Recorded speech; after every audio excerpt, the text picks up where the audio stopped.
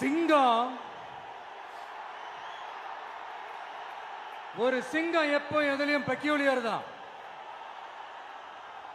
ஒரு முறை சிங்கம் கர்ஜிச்சதுன்னா அந்த சவுண்ட்ல ஒரு 8 கிலோமீட்டருக்கு சும்மா அதிரும், எல்லா திசைகளும் அதிரும். அப்படிப்பட்ட அந்த சிங்கம் வேட்டைக்கு மட்டும்தான் வெளியில வரும், வேடிக்கை பார்க்கறதுக்கெல்லாம் வெளியில வராது. வேட்டையில கூட உயிரோடு இருக்கிற மிருகங்களை தான் வேட்டையாடும். அதுலயும் பெரும்பாலும் தன்னை விட பெரிய சைஸ் உள்ள மிருகங்களை தான் குறி வச்சு தாக்கும், ஜெயிக்கும்.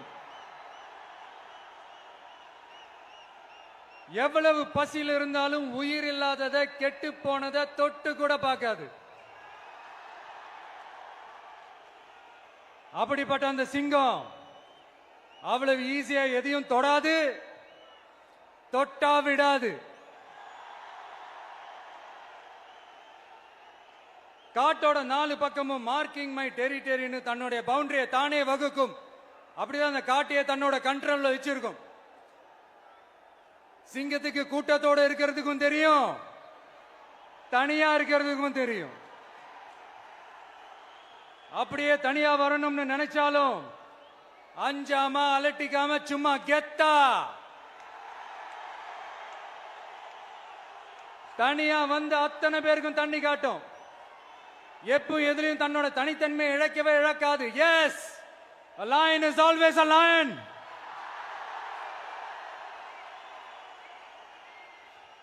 There are so many jackals and other animals in the forest, but there will be only one lion.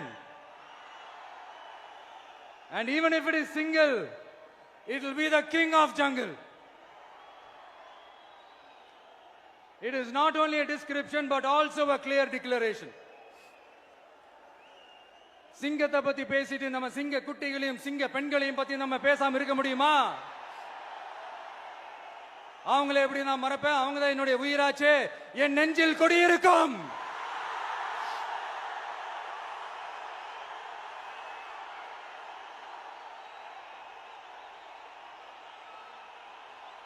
என்னுடைய தோழர்களுக்கும் தோழிகளுக்கும்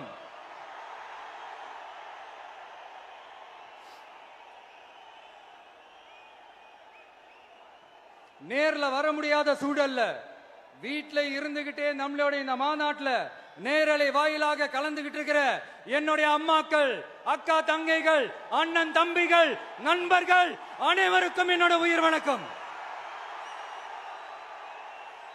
என்னோட உயிர் வணக்கம், என்னோட உயிர் வணக்கம்.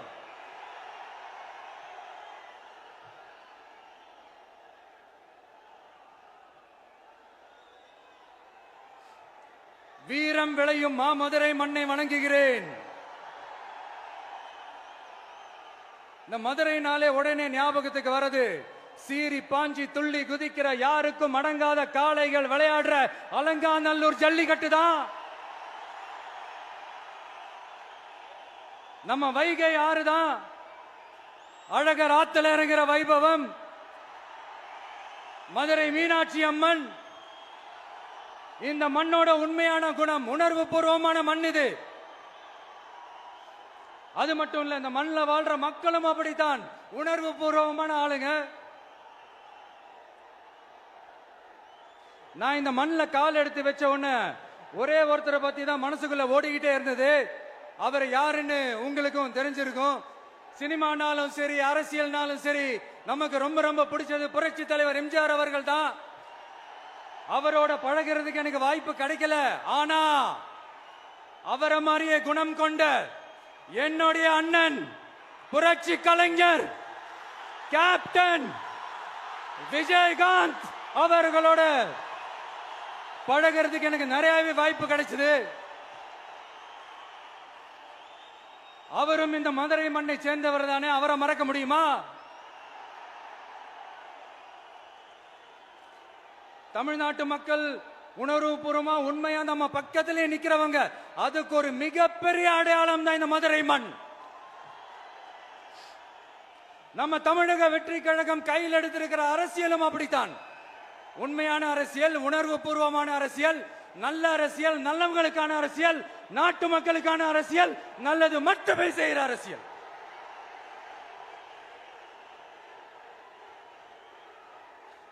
இதோ நம்மளுடைய இந்த இரண்டாவது மாநில மாநாடு வாகை சூடும் வரலாறு திரும்புகிறது.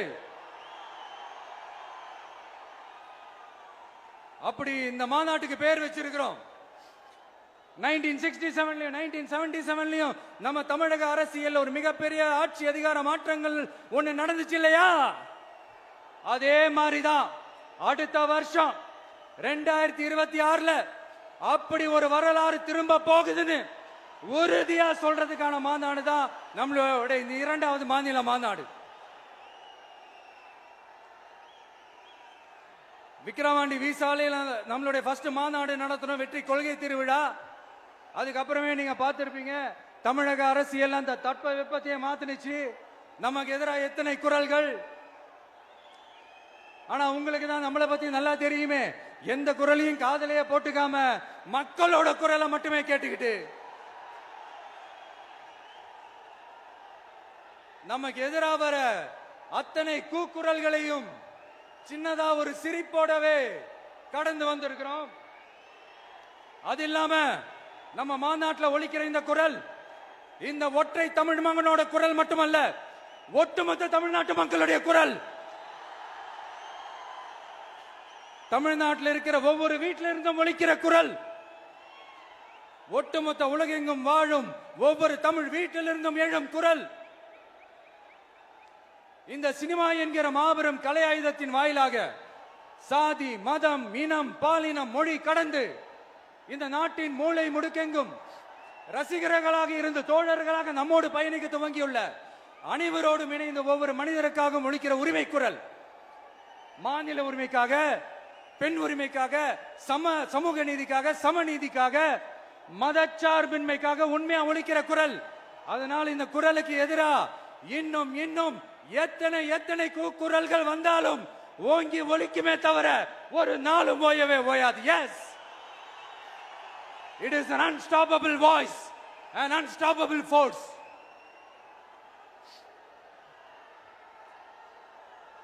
நம்ம அரசியலுக்கு வர்றதுக்கு முன்னாடி அட இவரெல்லாம் வர மாட்டாரியா, அவரே வரல, இவரே வரல, இவருங்க வர போறாரு அப்படின்ட்டு நிறைய பேர் ஜோஷியம் சொன்னாங்க. அப்புறம் நம்ம கட்சியினுடைய பேர் அறிவிச்சதுக்கு அப்புறம் பேரு தானே அறிவிச்சிருக்கிறாரு, மக்கள் கிட்ட பேர் வாங்கணும்ல, அதெல்லாம் முடியாதுன்னாங்க. அப்புறம் ரொம்ப முக்கியமா மாநாடுலாம் எவ்வளவு பெரிய விஷயம், அதெல்லாம் இவர் ஒத்தால எப்படி பண்ண முடியும், சும்மா பக்கத்துல புசியானதை வச்சுக்கிட்டு மாநாடுல எப்படி நடத்தி காட்ட முடியும், அதெல்லாம் அவங்களால முடியாது. அப்புறம் மழை பெஞ்சு எல்லாத்தையும் எடுத்துரும். ஏன் என் கூட இருக்கிறவங்களே கூட தான் சொன்னாங்க. அதுக்கப்புறம் என்ன நடந்துச்சுன்னு உங்க எல்லாருக்குமே தெரியும். இப்ப புதுசா ஒண்ணு சொல்ல ஆரம்பிச்சிருக்கிறாங்க. அது என்னடானா, ஆட்சியை பிடிக்கிறதெல்லாம் அவ்வளவு ஈஸி இல்லை இல்லையா. இப்ப அதெல்லாம் விட்டாங்க, இப்ப இங்க வந்துட்டாங்க. இவர் நேரா ஷூட்டிங்ல இருந்து வருவாராம், வந்து ஆட்சியை பிடிப்பாராம். அது எப்படி இவராலே முடியும், அவராலே முடியல, இவராலே முடியல, அவருக்கு அத்தனை வருஷம் ஆச்சு, இவராலே எப்படி முடியும் ஒரு பக்கம். இன்னொரு பக்கம் கூட்டம்லாம் ஓகே தான், அது எப்படி ஓட்டா மாறும் அப்படின்றது இன்னொரு பக்கம். இப்படி கதை, திரைக்கதை, வசனம், இயக்கம், பாடல்கள்,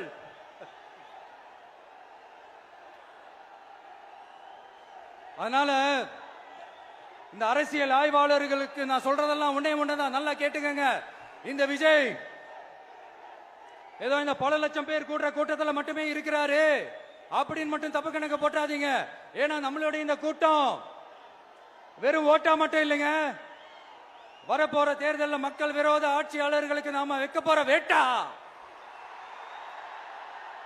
நம்மளை கோட்டைக்கு அனுப்ப போற ரூட்டா இருக்க போதுன்னு சீக்கிரமாவே தெரிஞ்சுப்பீங்க. ஏன்னா கோடிக்கணக்கானவங்களோட ஹார்ட்லயும் வீட்லயும் ஏற்கனவே ஆல்ரெடி உயிரா, உணர்வா, உறவா இருக்கிறோம். நம்மளுடைய கனெக்ட் எல்லாம் வெறும் மக்களோட மட்டும்தான். நாம யாருன்னு அவங்களுக்கு தெரியும், அவங்க யாருன்னு நமக்கு தெரியும். நாமளும் நம்ம மக்களும் எப்படி இருக்கிறோம்னு எதிரிகளுக்கு நல்லாவே தெரியும்.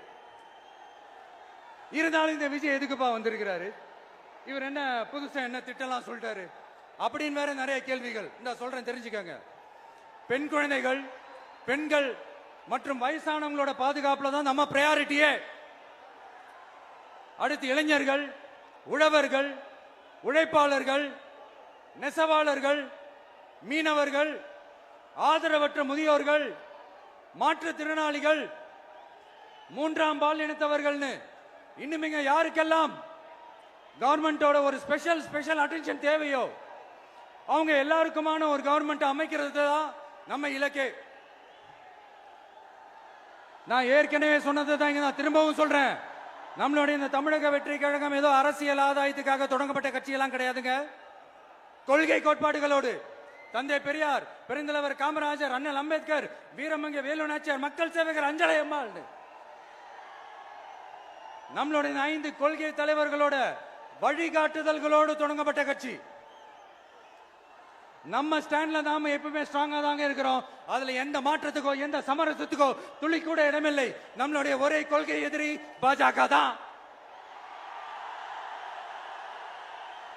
நம்மளுடைய ஒரே அரசியல் எதிரி திமுக தான். எப்படி? நம்மளுடைய ஒரே கொள்கை எதிரி, நம்மளுடைய ஒரே அரசியல் எதிரி ஏதோ அண்டர் கிரவுண்ட் ஆதாயத்துக்காக டீல் போட்டுக்கிட்டு டீல் பேசிக்கிட்டு இந்த அலையன்ஸ் வச்சுக்கிட்டு இந்த ஊரை ஏமாத்துற கட்சி எல்லாம் நம்ம டிவிக்கே கிடையாதுங்க. யாருக்காகவும் எதுக்காகவும் எந்த பயமும் கிடையாது. மாபெரும் பெண்கள் சக்தி நம்மளோட இருக்கிறாங்க, மாபெரும் இளைஞர்கள் சக்தி நம்மளோட இருக்கிறாங்க, ஒட்டுமொத்த தமிழ்நாட்டு மக்களுடைய சக்தி நம்மளோட நிக்கிறாங்க. அப்படி இருக்கும்போது இந்தியாவில் இருக்கிற எல்லா ஸ்டேட்லயும் வாழ்ற நம்ம தமிழ் நெஞ்சங்கள் மட்டும் இல்ல, உலகம் பூரா 100க்கும் மேலான நாடுகள்ல வாழ்ற நம்ம தாய் தமிழ் உறவுகள் எல்லாருமே என்ன விஜய் தளபதி விஜய் இல்லனா விஜய் தளபதி இப்படி சொந்தம் கொண்டாடுற கோடிக்கணக்கானவங்களோட அன்பு மாசியும் நம்மளோட இருக்கும் போது, இவங்க எல்லாருமே நம்மளோட நிற்கும் போது எதுக்குங்க இந்த பாசிச பாஜகவோட நேரடி கூட்டணியோ இல்ல மறைமுக கூட்டணியோ உறவு வச்சுக்க? நாம என்ன உலகமாக ஊழல் கட்சி? என்ன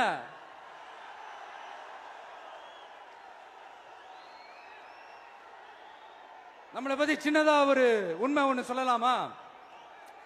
என்னடா இவர் வாயால இப்படி சொல்றாருன்ட்டு யாரும் தவறா நினைச்சுக்க வேணாம். ஏன்னா இது ஒரு விதத்துல ஒரு ஃபேக்டும் கூட. அதனாலதான் நான் சொல்லணும்னு ஆசைப்படுறேன். நம்ம யார் தெரியும்ல? நாம எல்லாருமே சொல்றேன். நாம யார் தெரியும்ல? இந்தியாவின் மாபெரும் மக்கள் சக்தி கொண்ட ஒரு மகத்தான வெகுஜன மக்கள் படை.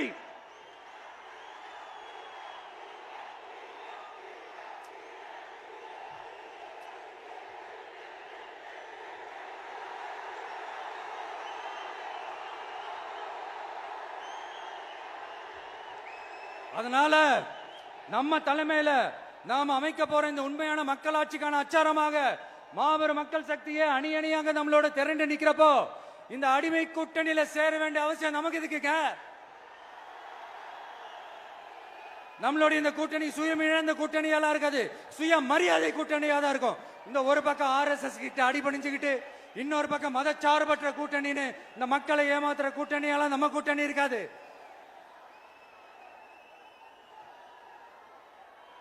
நான் இப்பவும் சொல்றேன், நம்மளை நம்பி வர்றவங்களுக்கு ஆட்சியிலும் அதிகாரத்திலும் உறுதியாக பங்களிப்பு செய்யப்படும். உடனே இந்த கேள்விகள்லாம் வரும். அப்ப யாரு கூட்டணி, யாரு வரா, யாரு போறா, இந்த கேள்விகள்லாம் வரும். இந்த கேள்விகளுக்கெல்லாம் ஒரே ஒரு பதில் தான், சஸ்பென்ஸ்ல சஞ்சாரம் செய்யுங்க. ஆனா ஒண்ணு, 2026ல 2 பேருக்கு நடுவுல தான் போட்டியே.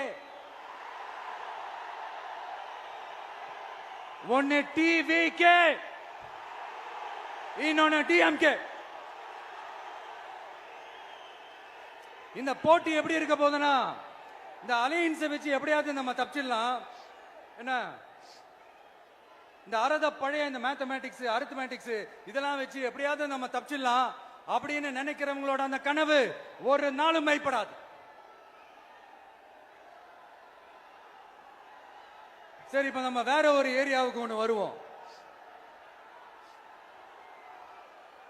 எதிர்காலம் வரும், என் கடமை வரும், இந்த கூட்டத்தின் ஆட்டத்தை ஒழிப்பேன்.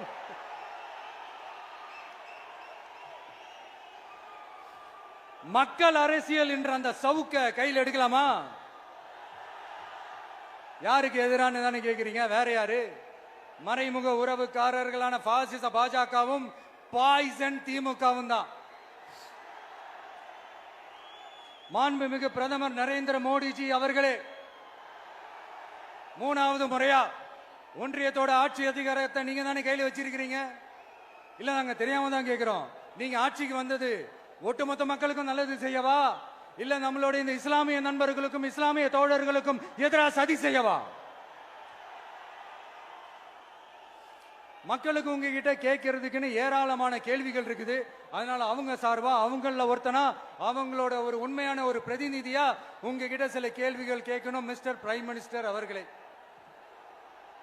நம்ம தமிழ்நாட்டு மீனவர்கள் கிட்டத்தட்ட ஒரு 800 பேருக்கு மேல இலங்கை கடற்படையால தாக்கி அழிக்கப்பட்டிருக்கிறாங்க. அதை கண்டிக்கிறதுக்காக உங்களை பெருசா எதுவும் செய்ய சொல்லல, சின்னதா ஒண்ணே ஒண்ணு மட்டும் செஞ்சு கொடுங்க.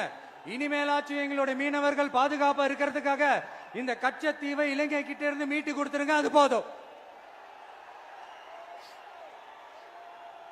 உங்களுடைய இந்த முரட்டு பிடிவாதத்தால நீங்க நடத்துற இந்த நீட்டு தேர்வு, அதனால இங்க என்னென்ன நடக்குதுன்னு சொல்றதுக்கே மனசு வலிக்குது.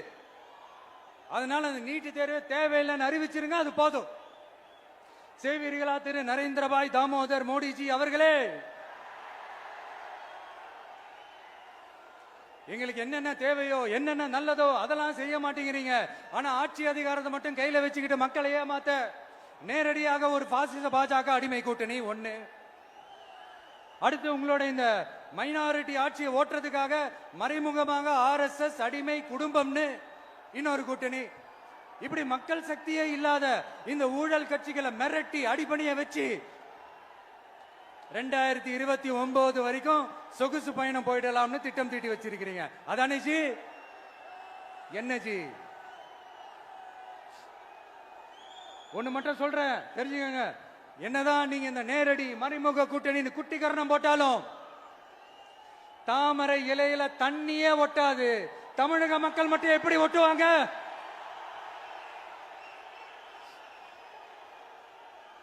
இங்க ஒரு MP சீட்டு கூட தரலன்றதுக்காக தமிழ்நாட்டுக்கும் தமிழ்நாட்டு மக்களுக்கும் எதுவுமே செய்யாம ஓரவஞ்சனை செய்யுது இந்த ஒன்றிய பாஜக அரசு. சங்கம் வச்சு தமிழ் வளர்த்த மண் இந்த மதுரை மண். அதனால இங்க அந்த கீழடியில கிடைச்ச ஆதாரங்களை எல்லாம் மறைச்சிட்டு எங்க நாகரிகத்தையும் எங்க வரலாறையும் அழிக்கிறதுக்காக உள்ளடி வேலை செய்யலாம்னு நினைக்கிறீங்க. தமிழ்நாட்டை தொட்ட என்ன நடக்கும் நீங்க பல உதாரணங்கள் இருக்குது. அதனால இதையெல்லாம் மறைச்சிட்டு எங்க மக்களை ஏமாத்திடலாம்னு மட்டும் நினைக்காதீங்க.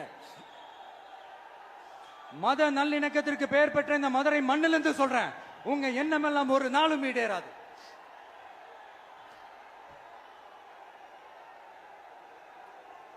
எம்ஜிஆர்னா யார் தெரியும்ல? அவர் மாஸ்னா என்னன்னு தெரியும்ல? அவர் உயிரோடு இருக்கிற வரைக்கும் அந்த சிஎம் சீட்டை பத்தி ஒருத்தராலையும் நினைச்சு கூட பார்க்க முடியல, கனவு கூட காண முடியல. எப்படியாவது அந்த சிஎம் சீட்டை என்கிட்ட கொடுத்துருங்க, என் நண்பர் எம்ஜிஆர் திரும்ப வந்ததுக்கு அப்புறம் நான் திருப்பி கொடுத்துறேன்னு தன்னோட எதிரியை கூட மக்கள் கிட்ட கெஞ்ச வச்சவர் எம்ஜிஆர். எப்படி கெஞ்ச வச்சவர்? அதனால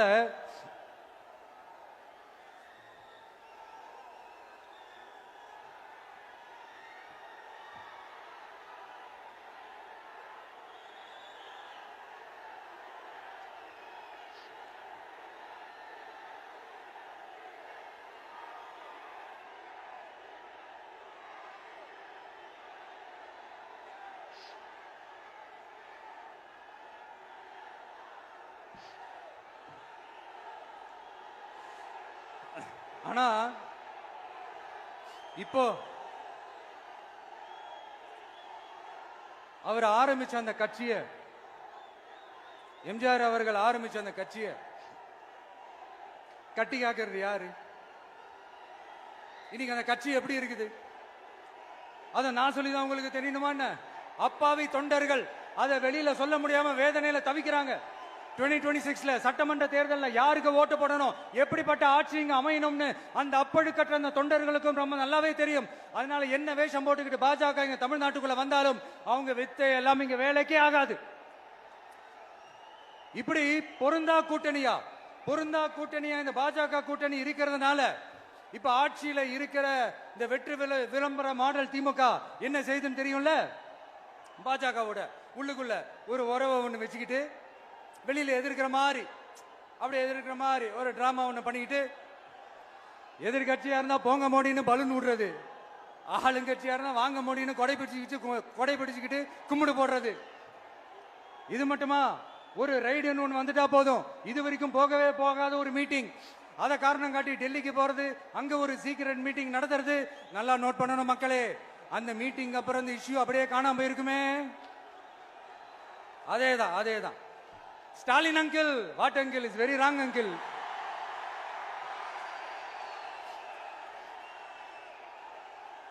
இப்படி தமிழ்நாட்டில் இப்ப நடக்கிற இந்த ஆட்சியினுடைய லட்சணத்தை பார்த்துக்கிட்டு நாம எப்படி சும்மா இருக்க முடியும்? ஒரு தவறு செய்தால், அதை தெரிந்து செய்தால், அவர் கபட நாடக மு.க. ஸ்டாலின் அங்கிளாகவே இருந்தாலும், அங்கிள் உங்களுக்கு மனசாட்சின்னு ஒண்ணு இருந்துச்சுன்னா நாங்க கேட்கிற கேள்விகளுக்கு மட்டும் கொஞ்சம் பதில் சொல்லுங்க அங்கிள். நீங்க நடத்துற இந்த ஆட்சியில நேர்மை இருக்கா? நியாயம் இருக்கா? ஊழல் இல்லாம இருக்கா? சட்டம் ஒழுங்கு சரியா இருக்கா? பெண்களுக்கு பாதுகாப்பு இருக்கா? பொதுமக்களுக்கு பாதுகாப்பு இருக்கா? இயற்கை வளங்களுக்கு பாதுகாப்பு இருக்கா? சொல்லுங்க மை டியர் அங்கிள், சொல்லுங்க. டாஸ்மாக்ல மட்டுமே இது வரைக்கும் 1000 கோடிக்கு மேல ஊழல் சொல்றாங்க. அதுல மட்டுமா தப்பு நடக்குது? வேற எதுல தான் நடக்கல? உலகத்திலே மிஸ்டர் கிளீன் ரெக்கார்ட்ஸ் எல்லாம் உங்களுக்கும் உங்க கூட இருக்கிறவங்களுக்கும் மட்டும்தான் அங்கிள் கொடுக்கணும். இதை பார்த்து வாயே இல்லாத ஊரு கூட வயிறு வலிக்கு சிரிக்குது. பெண்களுக்கு 1000 ரூபாய் கொடுத்துட்டீங்கன்னா போதுமா அங்கிள்? அப்படியே அது மூடி மறைச்சிடலான்னு பாக்குறீங்களா? படிக்கிற இடத்துல, வேலைக்கு போற இடத்துல, வெளியில போற இடத்துலன்னு அவங்களுக்கு பாதுகாப்பே இல்லைன்னு ஒட்டுமொத்த பெண்களும் கதறாங்க. அந்த கதறல் சத்தம் ஏதாவது உங்க காதுல கேக்குதா அங்கிள்? இதுல வேற உங்க அப்பான்னு கூப்பிடுறாங்கன்னு வேற சொல்றீங்க. What is this uncle? Is very very wrong uncle, is very very wrong. பெண்களுக்கு மட்டுமா பொய் வாக்குறுதி கொடுத்து ஏமாத்துறீங்க? அரசு ஊழியர்கள், ஆசிரியர்களை ஏமாத்துறீங்க, விவசாயிகளை ஏமாத்துறீங்க, பரந்தூர்ல பாதிப்பே வராதுன்னு சொல்லி ஏமாத்துறீங்க, மீனவர்களை ஏமாத்துறீங்க, போதைப் பொருள் கலாச்சாரத்தை ஒழிக்காம ஏமாத்துறீங்க. ஐயோ, very very வஸ்ட் uncle, very very வஸ்ட். எப்படி கேட்டாலும் இவங்க கிட்ட இருந்து எந்த பதிலும் வரப்போறதில்லை. ஏன்னா இருந்தா தானே. இப்ப ஆட்சியில இருக்கிற நம்மளுடைய அங்கிள் பதில் சொல்றது இருக்கட்டும். மக்களை நீங்க சொல்லுங்க, நீங்க உண்மையை சொல்லுங்க. செய்வோம்னு சொன்னாங்களே, சொன்னதெல்லாம் செஞ்சாங்களா? உங்களை தான் கேக்குறேன், சொன்னதெல்லாம் செஞ்சாங்களா? சத்தமா மை டியர் அங்கிள், கேக்குதா? மக்களோட சத்தம் கேக்குதா? இது வெறும் சாதாரணமான முழக்கம் தான். கூடிய சீக்கிரம் மக்களை போய் சந்திக்க போறேன், அவங்களோட மனசு விட்டு பேச போறேன். அதுக்கப்புறம் இந்த சாதாரணமான முழக்கம் இடி முழக்கமா மாறும். அத்தோட நிக்காது. அந்த இடி முழக்கம் தமிழ்நாட்டோட போர் முழக்கமா மாறும். அந்த போர் முழக்கம் உங்களை ஒரு நிமிஷம் கூட தூங்க விடாது. நடக்குதா இல்லையான்னு பாருங்க. என்னடா இவன் இவ்வளவு ஸ்ட்ராங்கா சொல்றானேன்னு பாக்குறீங்களா? எல்லாரும் கட்சி ஆரம்பிச்சதுக்கு அப்புறம் தான் ஒவ்வொரு வீட்டுக்குள்ளேயும் போறதுக்கு ட்ரை பண்ணுவாங்க. ஆனா நாங்க அப்படி இல்லை. ஒவ்வொரு வீட்டுக்குள்ளேயும் போனதுக்கு அப்புறம் தான் கட்சியாவே ஆரம்பிச்சிருக்கிறோம்.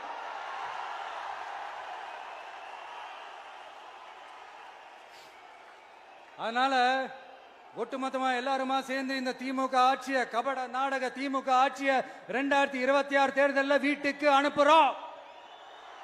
வீட்டுக்கு அனுப்புறோம். என்ன நண்பா, சரிதானே? என்ன நண்பி, செய்வீர்கள் தானே? இப்போ உங்களுக்கு சின்னதா ஒரு சர்ப்ரைஸ். நம்ம கட்சியினுடைய வேட்பாளர் பட்டியலை இப்ப நான் அறிவிக்க போறேன். மதுரை கிழக்கு வேட்பாளர் விஜய். இன்னும் முடிக்கல. ஒரு நிமிஷம், இன்னும் முடிக்கல. மதுரை மேற்கு வேட்பாளர் விஜய். மதுரை மத்தி வேட்பாளர் விஜய். மதுரை தெற்கு வேட்பாளர் விஜய். மதுரை வடக்கு வேட்பாளர் விஜய். மேலூர் விஜய். சோழவந்தான் விஜய். திருப்பரங்குன்றம் விஜய். திருமங்கலம் விஜய். உசிலம்பட்டி விஜய்.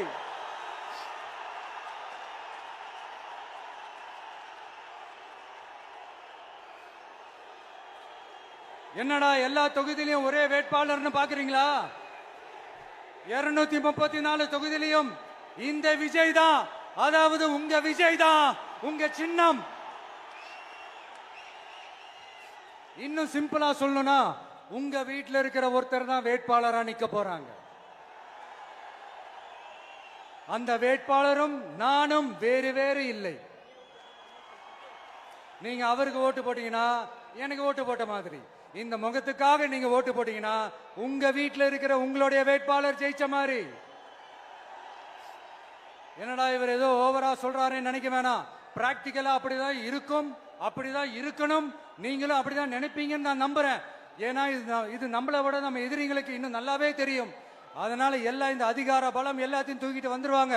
வரட்டும், பாத்துக்கலாம். TVK will take it, TVK will meet it, TVK will compete with it and TVK will conquer it, TVK will conquer it.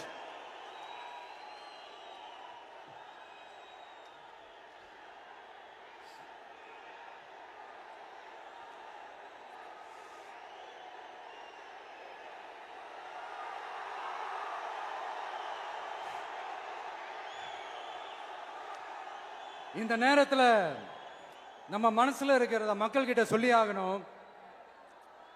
Thoothukudi ஸ்னோலினோட அம்மா என்ன அவங்களோட தம்பி, இன்னும் அவங்க பொண்ணுக்கு நான் தாய் மாமன்னு சொன்னாங்க. அந்த அக்காவோட குழந்தைங்க மட்டும் இல்லைங்க, என்ன அண்ணனா தம்பியா நினைக்கிற தமிழ்நாட்டில் இருக்கிற என்னோட எல்லா சகோதரிகளின் குழந்தைகளுக்கும் நான் இன்னைக்கு மட்டும் இல்ல, என்னைக்குமே ஒரு தாய் மாமனா தான் இருப்பேன். நீங்க எல்லாரும் என்னுடைய ரத்த உறவு, கூட பிறந்த பொறுப்பு. என் வீட்டு ரேஷன் கார்டுல வேணா உங்க பேர் இல்லாம இருக்கலாம், உங்க வீட்டு ரேஷன் கார்டுல வேணா என் பேர் இல்லாம இருக்கலாம். ஆனா நாம் எல்லாரும் ஒண்ணுதான், உறவுதான். நமக்கு இடையே எந்த அரசியலும் உள்ள நுழையவே முடியாது. என்கிட்ட இருந்து உங்களையும் உங்ககிட்ட இருந்து என்னையும் எந்த சக்தியாலும் பிரிக்கவே முடியாது. அப்புறம் நான் ஒன்னும் இந்த மார்க்கெட் போனதுக்கு அப்புறம், ரிட்டையர் ஆனதுக்கு அப்புறம் அடைக்கலம் தேடி அரசியலுக்கு வரல, படைக்கலனோட வந்திருக்கிறோம். பவர்ஃபுல் போர்ஸோட, மாபெரும் படை வரிசையோட, எல்லாத்துக்கும் தயாராகி தான் வந்திருக்கிறோம்.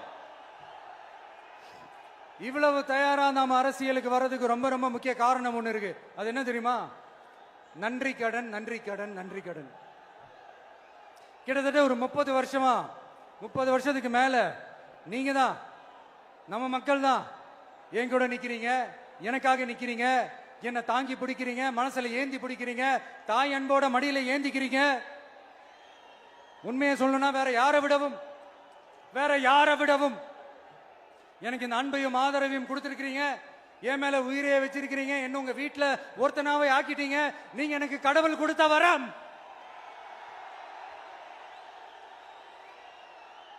உலகம் பூரா நமக்காக நம்ம கூட நிக்கிற நம்ம மக்களை நான் எப்படி மறப்பேன்? நான் என் லைஃப்ல ரொம்ப உயிரா நினைக்கிறதே பெண்களை, குழந்தைங்களை, இளைஞர்களை, உழைக்கிற மக்களை தான்.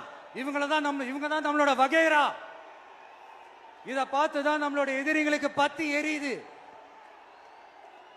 அதுக்காக நாம என்ன செய்ய முடியும்?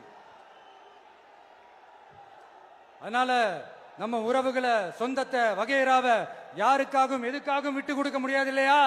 Here at this moment among this August gathering, I want to open my heart and say I enjoy people,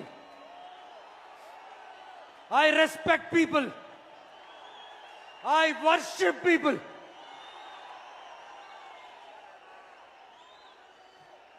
சரிப்பா, இவ்வளவு செஞ்ச நம்ம மக்களுக்கு நன்றி கடனா உன்னால முழுமையா செலுத்த முடியுமான்னு கேட்டா சத்தியமா சொல்றேன், என்னால முடியாதுதான். இன்னும் எத்தனை ஜென்மம் எடுத்தாலும் அந்த நன்றி கடனை என்னால தீர்க்கவே முடியாது. அப்புறம் என்ன மானாவுக்கடா நீ வந்திருக்கா தானே கேக்குறீங்க? மைண்ட் வாய்ஸ் கேட்ட மாதிரி இருக்கு. வாழ்நாள் முழுக்க நம்ம மக்களுக்காக ஆதரவா துணையா நிக்கிறத தவிர, அவங்களுக்காக உழைக்கிறத தவிர எனக்கு வேற எந்த எண்ணமும் இல்ல. எனக்கு இப்ப வேற வேலையும் இல்லை. இனிமே எனக்கு இதுதான் என் வேலையே, என் கடன் இனி என் மக்களுக்கு பணி செய்து கிடப்பதே. இப்படியா ஹார்ட் டு ஹார்ட் யதார்த்தமா பேசிய பழகிட்டோம். இதுக்கு மேலேயும் எனக்கும் மக்களுக்கும் இடையே இருக்கிற அந்த உறவை பத்தி நான் பேச ஆரம்பிச்சேன்னா ஒரு மாதிரி எமோஷனல் ஆயிடுவேன். அப்புறம் அதை கண்ட்ரோல் பண்றது ரொம்ப கஷ்டம். அதனால என்ன மனசார நேசிக்கிற நம்ம மக்களுக்கு ஒன்னே ஒன்று சொல்றேன். இந்த விஜய் உங்க விஜய், உங்களுக்கான விஜய், உங்களுக்காக மட்டுமே இருக்கிற விஜய். உங்க கூட நிக்க, உங்களுக்காக நிக்க, உண்மையா நிக்க, உணர்வோட நிக்க, உறுதியா நிக்க, உங்க கூட பேச, உங்களுக்காக பேச, உண்மையா பேச, உணர்வோட பேச, உறுதியா பேச, உங்களுக்காக சேவை செய்ய உங்க விஜய் நான் வர.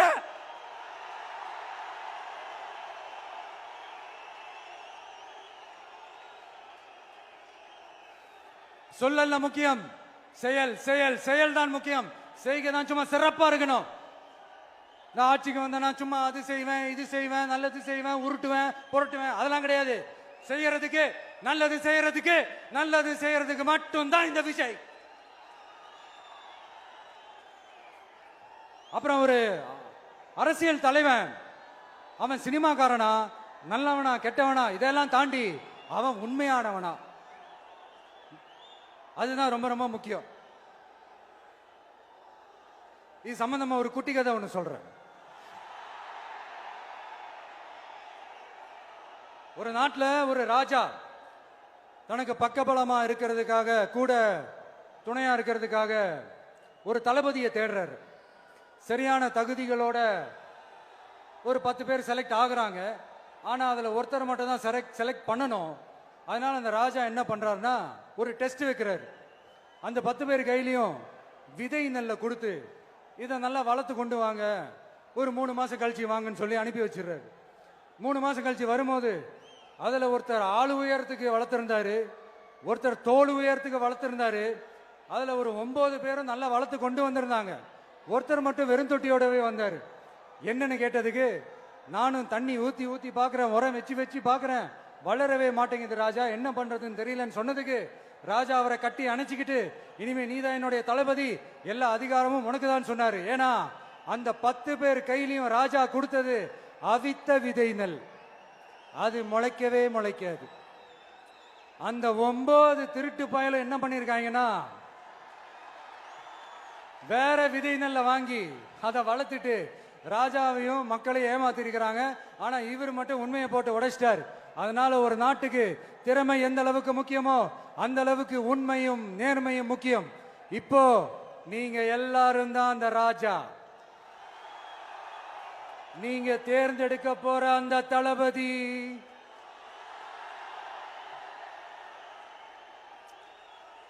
சும்மா சினிமாக்காரன் சினிமாக்காரன் சினிமாக்காரன். அம்பேத்கர் அவர்களை தோக்கடிச்சது சினிமாக்காரன் இல்ல, அரசியல்வாதி.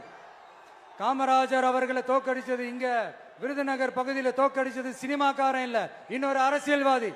இன்னைக்கும் நம்ம கூட வாழ்ந்துட்டு இருக்கிற நல்ல கண்ணு ஐயாவை தோக்கடிச்சது சினிமாக்காரன் இல்ல, அரசியல்வாதி. இப்படிப்பட்ட நல்ல நல்ல தலைவர்களை எதிர்த்து நின்று தோக்கடிக்கணும்னு அந்த எண்ணத்தை உருவாக்குனது சினிமாக்காரன் இல்ல, அரசியல்வாதி. அதனால எல்லா அரசியல்வாதியும் அறிவாளியும் கிடையாது, எல்லா சினிமாக்காரனும் முட்டாளும் கிடையாது. கான்பிடண்டா இருங்க, நல்லதே நடக்கும், வெற்றி நிச்சயம். மீண்டும் சந்திக்கும் வரை நன்றி, வணக்கம்.